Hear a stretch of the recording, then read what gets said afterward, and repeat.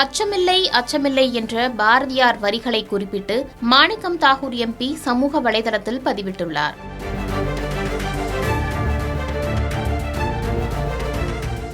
காங்கிரஸ் கட்சியின் ஆட்சியில் பங்கு கோரிக்கை அரசியல் களத்தில் அனல் பறக்கும் நிலையில் அக்கட்சியின் தமிழ்நாடு தலைவர் செல்வ பெருந்தகை மாணிக்கம் தாகூர் மற்றும் பிரவீன் சக்கரவர்த்தியின் பேச்சிற்கு கடுமையான கண்டனத்தை தெரிவித்திருந்தார்.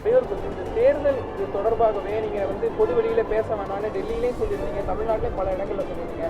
பிரவீன் சக்கரவர்த்தியா இருக்கட்டும், இல்ல மாணிக்கம் தாகூரா இருக்கட்டும், பலரும் இந்த மாதிரி செய்யறாங்க. மாநில தலைவரா நீங்க நடவடிக்கை எடுத்தீங்களா? நான் இன்னைக்கு அது விஷயமா தான் கூப்பிட்டுருக்காங்க. இன்னைக்கு பேச போகிறோம், ஆலோசனை செய்வோம். ஜனநாயகத்துக்கு முரணாக, அகில இந்திய காங்கிரஸ் வழிகாட்டுதலுக்கு முரணாக யார் நடந்தாலும் தவறு தான். முன்னதாக காங்கிரஸ் எம்பி மாணிக்கம் தாகூர் தலைமையில் செயற்குழு கூட்டம் நடைபெற்றது. அந்த கூட்டத்தில் ஆட்சியில் பங்கு கோரி தீர்மானம் நிறைவேற்றப்பட்டிருப்பது பரபரப்பை ஏற்படுத்திய நிலையில் இதுகுறித்து தனக்கு எதுவும் தெரியாது என செல்வ பெருந்தகை தெரிவித்திருந்தார். இந்த கூட்டத்தில் பேசிய நிர்வாகி ஒருவர் வெற்றியோ தோல்வியோ விஜயுடன் கூட்டணியில் சென்று விடுவோம் என வெளிப்படையாக பேசியிருப்பதும் பேசுபொருளாக மாறியது. ஆட்சியில எங்களுக்கு பங்கு மீண்டும் கேட்கிறோம், இல்லை என்றால் விஜய் கூட்டணி இருக்கிறது, வெற்றியோ தோல்வியோ பார்த்துவிடுவோம், இழப்பதற்கு காங்கிரஸ் கட்சிக்கு ஒன்றும் இல்லை.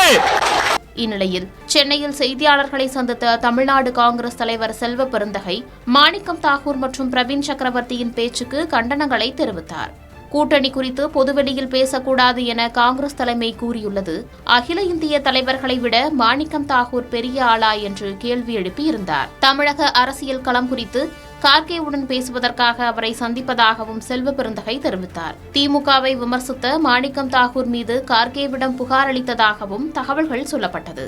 இந்நிலையில் மாணிக்கம் தாகூர் அச்சம் இல்லை அச்சமில்லை அச்சம் என்பதில்லையே என்ற பாரதியாரின் பாடல் வரிகளை குறிப்பிட்டு தனது சமூக ஊடக பக்கத்தில் குறிப்பிட்டுள்ளது மீண்டும் பேசுபொருளாக மாறியிருக்கிறது.